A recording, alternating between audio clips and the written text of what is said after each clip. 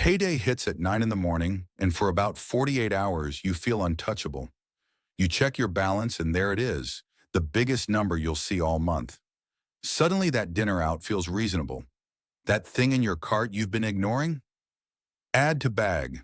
And then, almost like magic, 2 weeks later, you're squinting at your account wondering where it all went. Same paycheck, same person, completely different feeling. So what actually happened? Here's the strange truth. Your money didn't change. Your brain did.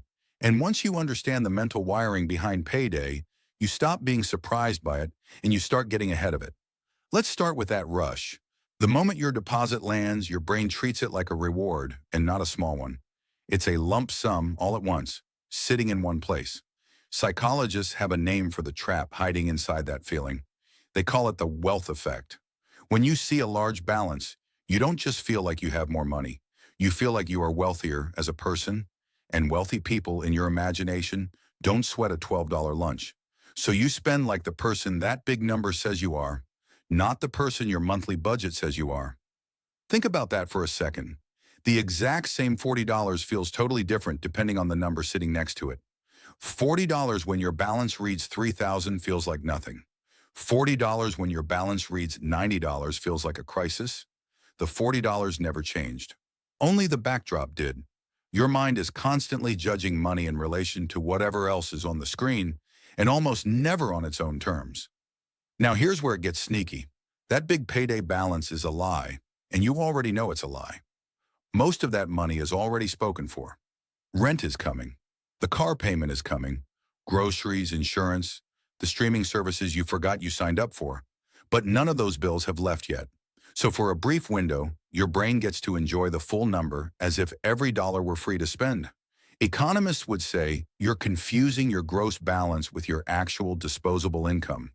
Your brain would just say, "Ooh, we're rich. Let's get the good olive oil." Let me give you a picture of this. Imagine someone hands you a glass filled all the way to the top with water. It looks completely full, but you've already promised most of that water to other people. A sip for rent, a long pour for the car, a splash for the electric bill. The problem is, on payday, nobody comes to collect yet.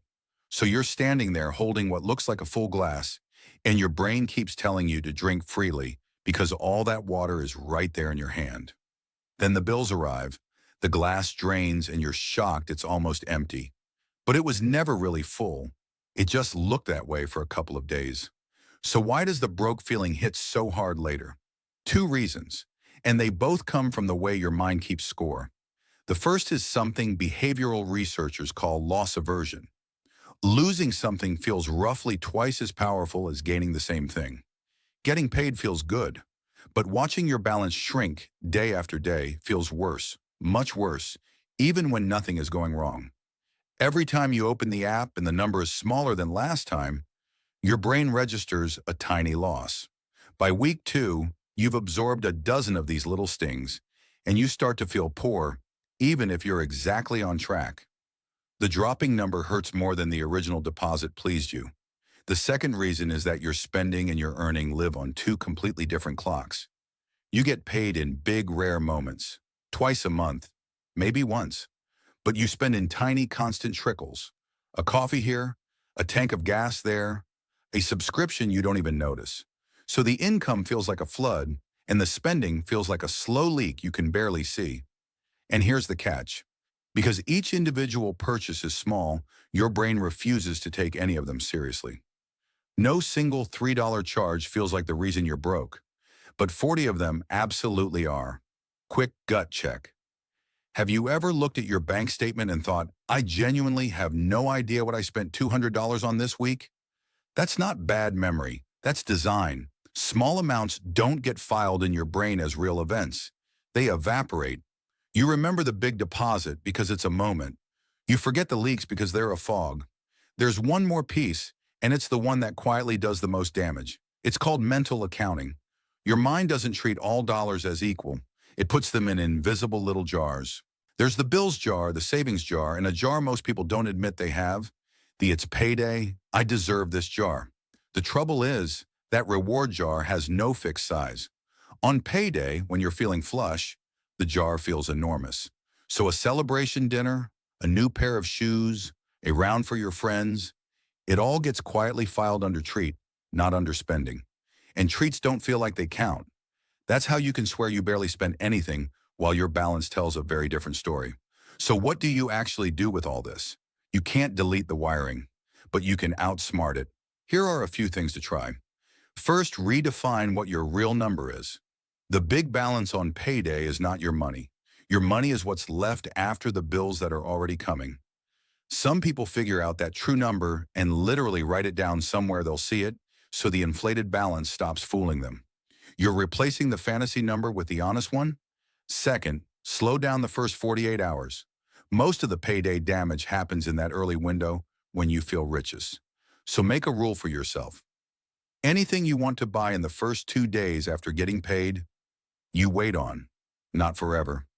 Just long enough for the rich feeling to wear off, so you can ask whether you'd still want it on a normal Tuesday. Third, give your trickle a face. Once a week, glance at your small spending all added together. Not to shame yourself, just to make the invisible leak visible. The moment those tiny charges become one number you can actually see, your brain finally starts treating them as real. And fourth, name the feeling when it shows up.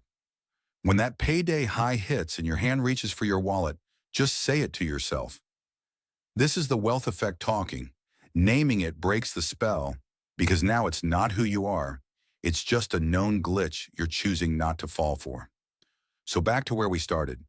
Payday makes you feel rich, and then 2 weeks later you feel broke, even though your paycheck never changed. Now you know why. It's not weak willpower and it's not bad math.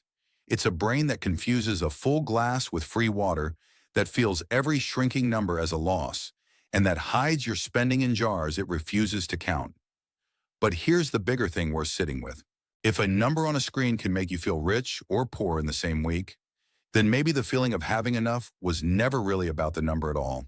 And that question, what actually makes you feel like you have enough, is where the real money psychology begins.